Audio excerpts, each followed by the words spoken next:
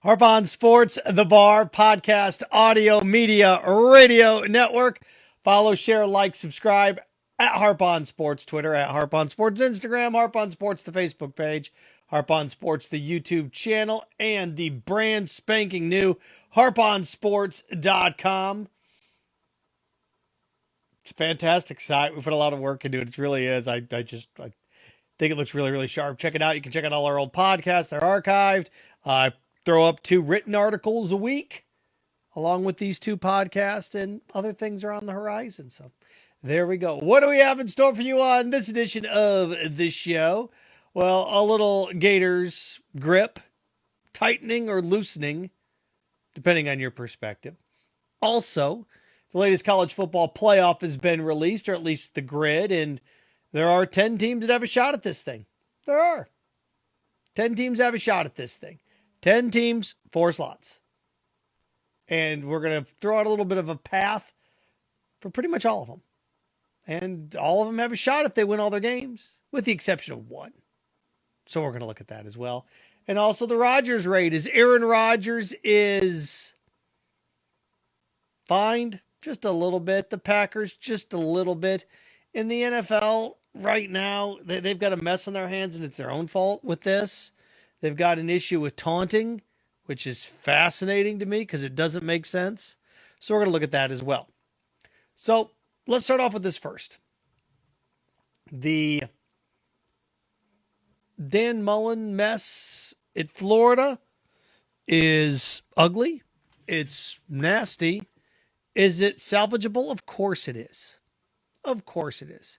He's had a bad stretch. He has. And he's going to have a new defensive coordinator as he fires Todd Grantham. He fires his longtime buddy on the offensive line. And now he's going to have to swallow some pride. And I've disagreed with Dan on a bunch of things. I think he's a great play caller. I think he struggles to recruit a bit. And in terms of quarterbacks, Felipe Franks over Kyle Trask. And then this year, Emory Jones over Anthony Richardson.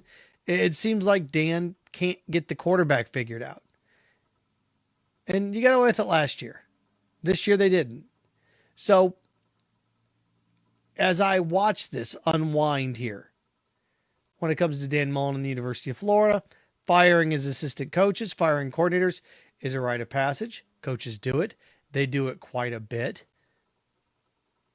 For the sect of the population that thinks, oh, once you fire coordinators, you can't go back. Of course you can. He just got to find the right guys. And I'm thinking about this, and you're going to see a lot of lists come out in the next few days. The top 5 candidates for this job, the top 5 candidates for that job. Dan needs to take a step back, and the University of Florida needs to pony up the cash. There's 2 guys that they should go get. Offense is a little bit more complicated because do they run Dan's offense? Can they run Dan's offense? Can they meet in the middle when it comes to an offense? And you got to be able to recruit. You got to be able to sell some guys to come here. And to me, Dan Mullen's defensive coordinator is an easy choice. I wrote an article. I like Brent Pry from Penn State. I do. I like Brent Pry from Penn State. He's been with James Franklin, though, for about 12 years now, right? 10 years now. And he's making $875,000 a year at Penn State. If James Franklin goes to USC, will doubling his salary get him to come to Florida? I don't know. Seems to be happy there. The guy that he should hire that has SEC ties, that knows how to recruit, all of those things, is Jeremy Pruitt. Jeremy Pruitt's embattled with a lawsuit at Tennessee. Who cares? You want to win or not? Jeremy Pruitt can recruit, and he's a good defensive mind. He was a good defensive coordinator at Georgia. He won a national championship as defensive coordinator at Florida State. He won a national championship as defensive coordinator at Alabama. And he can recruit. So I would offer Jeremy Pruitt $2 million a year to become the defensive coordinator at Florida and go from there. That's who he should target. He should circle him and he should go get him. That's who they should get on the phone with him now. He's not coaching. Hey, Jeremy, we want to make you the highest paid defensive coordinator in the SEC. Why don't you come to Florida? Help me fix this. Help me fix this.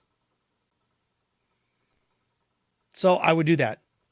And then on the offensive side of things for Dan Mullen, I was looking at this. He's making $1.2 million a year at Ole Miss.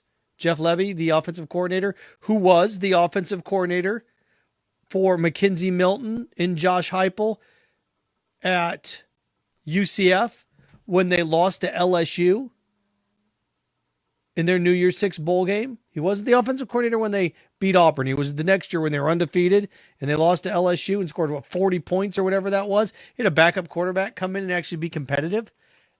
If I'm Florida, Jeff Lebby, I mean, look what he's done with Matt Corral. Look what he did. And we can sit there and we can laugh at UCF. And I think it's funny how they've kind of fallen on rough times with all the arrogance and pomposity about how they're a top 10 program now. No, you're a top ranked program. You're not a top 10 program. Big difference. I would go hire Jeff Lebby. I'd go hire Jeff Lebby. He's making $1.2 million at Ole Miss. I'd pay him $2 million. I'd pay Jeremy Pruitt $2 million. And now I've got two coordinators that know what they're doing and we're on our way. Because that's how you go out and get guys. How would you like to look? I got Kyle Trask in the Heisman. Matt Corral may be a Heisman finalist as well. Both Heisman finalists. Come play for us. That's how you go get yourself an elite quarterback. And Jeremy Pruitt's defenses have proven themselves. Those are the hires. Those are the hires. Should Dan Mullen be fired? No, he shouldn't. He shouldn't. Well, what if they lose their last 3 games? Well, then, yeah, you fire him. But they're going to beat Samford. They're going to beat Mizzou. And Florida State will be a good football game, but they'll beat. I think they will. I think now there's a little bit of accountability. And here's the thing. Other coaches have experienced things like this. They have. I went back through and looked. Oh, you can't fire your coordinators. You can't rebound once you lose your grip on the coordinators. And it's funny because I get Gator fans leaving me voicemails and things like that and emailing the station all the time. It's like, you guys don't know what you're talking about. There's a reason why you're not in charge in your sports talk show call-in. You never run anything in your life. I always can tell if somebody's never run anything in their life because they want to fire everybody. Nobody will work for you if you fire everybody all the time. You won't have a staff. Why would I want to work for somebody that fires everybody all the time? And I went through and looked. Brian Kelly's fired a couple coordinators. He fired Brian Van Gorder as his defensive coordinator. And then a couple years ago, he fired Chip Long. Here, he didn't fire him, he just didn't retain him. Chip Long was the offensive coordinator on the Notre Dame football team that lost in the college football playoff to Clemson. Let him go. So Brian Kelly fired a defensive coordinator and an offensive coordinator he let walk within 24 months.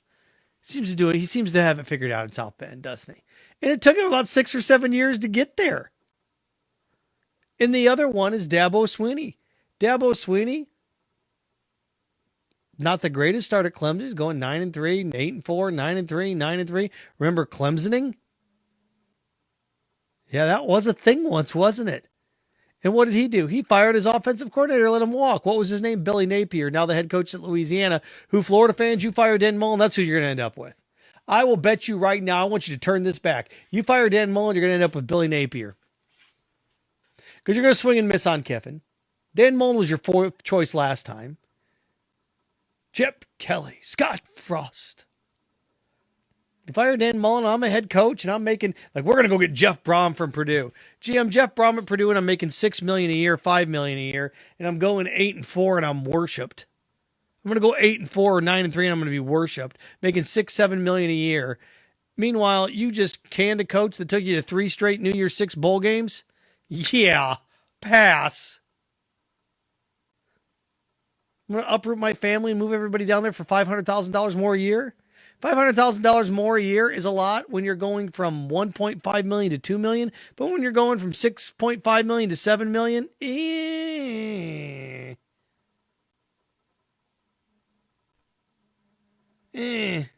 no, thank you. Look, that's your path. That's your path. And I just gave you 2 coaches, elite coaches, that have done a nice job. And, Florida needs to model themselves a little bit more over Clemson and Notre Dame than everybody tries to model Alabama. You're not Nick Saban. That's like trying to model your jump shot. I'm going to be like Michael Jordan. No, you're not. Stop it. I'm going to model my sprinting technique after Usain Bolt. Okay, good luck. More realistic. Like, I'm going to model my fastball after Doris Chapman. Well, he throws 102, so good luck. You know, the way Kirby's done it at Georgia is pretty strong. You recruit. You get yourself a couple quarterbacks and you stay healthy. Now, Kirby's issue is still in-game planning and in-game adjustments. So we're going to see how that goes because he's going to be undefeated. He's going to beat Alabama. He's going to be in the National College Football Playoff. What's he do in those in-game adjustments again? Kirby's issue's never been putting the talent together. Kirby's issue's been in big games. What do you do when that spotlight gets hot? Because his defense got waxed against Ohio State in the playoff. His defense constantly got waxed by Clemson. So that's where Kirby gets into it. But again, there's a path for Dan to be successful again here. There is. We're going to fire him and replace him with who? Anybody's better. Anybody's not a person. It's a phrase. Hire Lane Kiffin. Okay. Lane Kiffin's best year, by the way, is 10-2 at USC. Okay. So, good luck. Good luck. Oh, I forget that. Then he went 9-3 one year at Florida Atlantic. Good gracious, people. So there's that. All right, college football playoff. A path to the postseason, path to perfection. Georgia wins all their games they're in. Alabama wins all their games they're in. Those two are very, very simple. And really, when you get right down to it, now that Ohio State is, or Ohio State's fourth, right? Oregon's third. If Oregon wins all their games, they're going to get in too. Ohio State's in the same boat. The top four teams, if they all win, their games are going to get in. It gets a little screwy. It does. To me, it gets a little screwy if Oklahoma finishes unbeaten when it's all said and done. And Alabama dumps Georgia, and Oklahoma's an undefeated conference champion, the only undefeated conference champion, and they're on the outside looking in with that pedigree of a name. So, you know, there's different scenarios here that play themselves out, but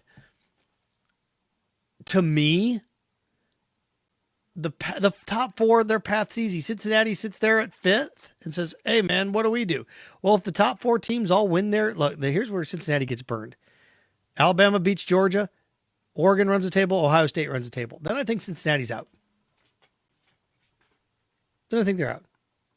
But, you know, you look after that, Cincinnati at 5. If Cincinnati wins all their games, they're going to be okay. I really believe that. Number 6, as you sit there and you look at like, well, how can Michigan be 6 and Michigan State 7 when Michigan State just beat them? Oh, come on. Look, once you get outside of the top 4, it's like, well, they're hosed this team. No, they didn't. They're just setting up chess pieces is what they're doing. Yeah, they're setting up chess pieces. Why? Because if Michigan State beats Ohio State this weekend, the committee will come back and say, wow, that win was impressive. Michigan State just beat Ohio State. Michigan State, they jump Michigan now and they're back up to 5th. That's what they'll do. Cincinnati will slide it, or maybe Michigan State will move back to 4 and Oregon will stay at 3. That's what it's about, moving chess pieces around until the end. Oh, I was so close. Oh, I was so close. I was the runner-up. I was so close. So I look, the paths are there. Look, at Michigan sitting there at 6. If Michigan beats Penn State, beats Ohio State, look, they're probably going to be in the playoff. Now it gets a little bit tricky if Michigan State beats Ohio State and then Michigan runs the table and Michigan State run the table. Then they're both sitting there at 11-1, and then you got an SEC situation where both schools are going, hey, what about us? What about us? What about us? And then Wisconsin, who all of a sudden's got the 3rd best defense in the country, is going to play havoc. That'll be a good Big Ten championship game now.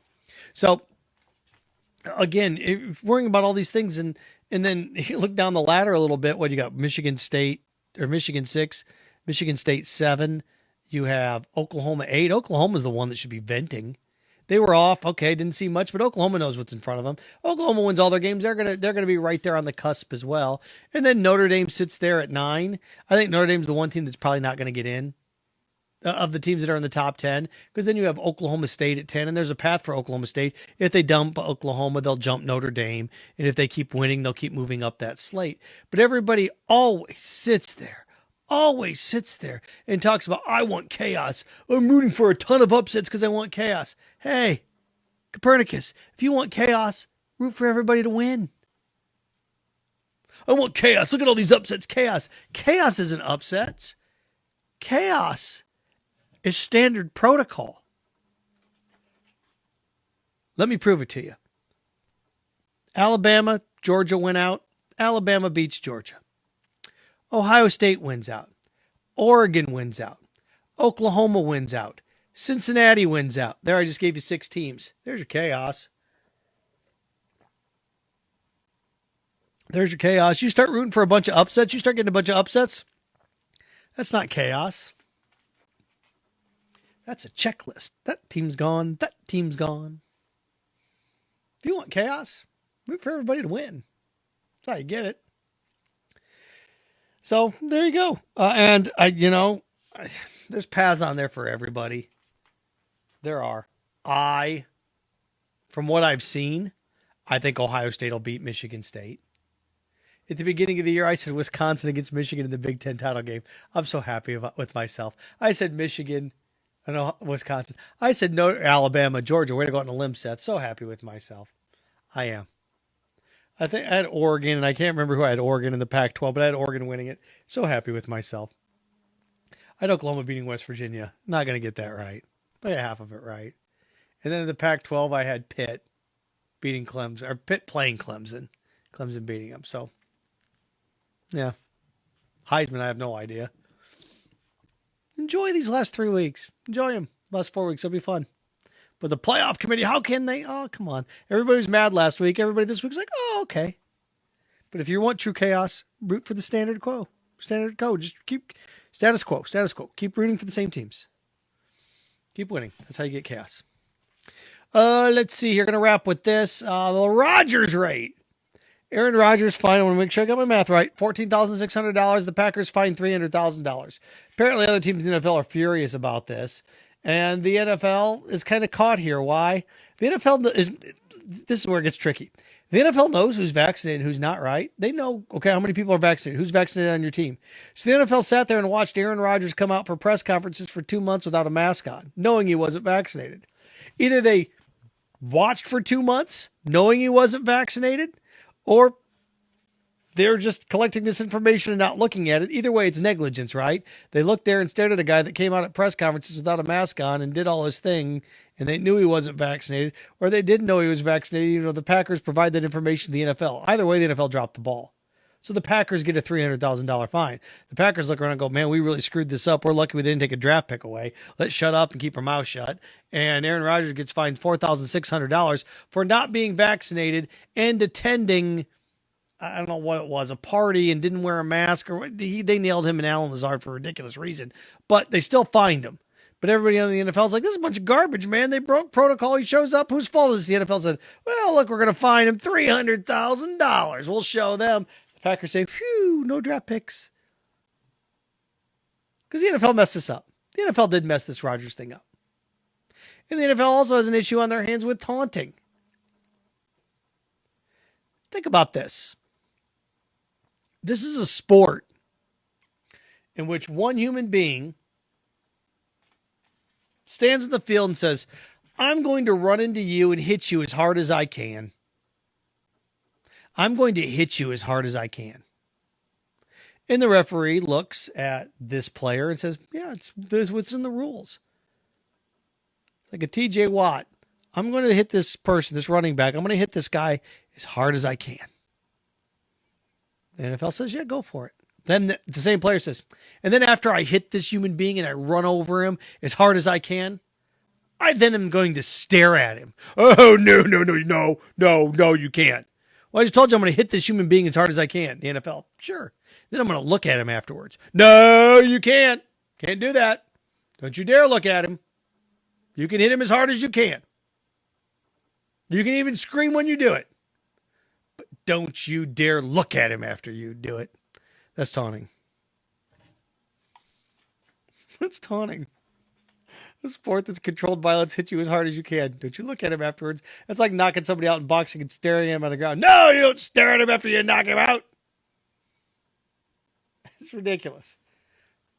I've always said that I don't think penalties should exist for plays that don't gain an advantage. Holding, you gain an advantage. Unnecessary roughness, you are trying to hurt somebody, you could knock them out, you gain an advantage. Pass interference, you gain an advantage. Delay a game, you're taking too much time. You're trying to gain an advantage. Taunting, nobody gains an advantage. Feelings get hurt. A sport in which barbarian versus barbarian, I'm going to rip your head off. But if you stare at me afterwards, then we're going to draw the line.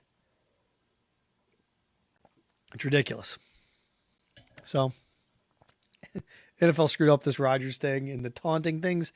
And the players hate it. Mike Tomlin says we're trying to clean up the game. Was the game bad last year because of the taunting? I don't get it.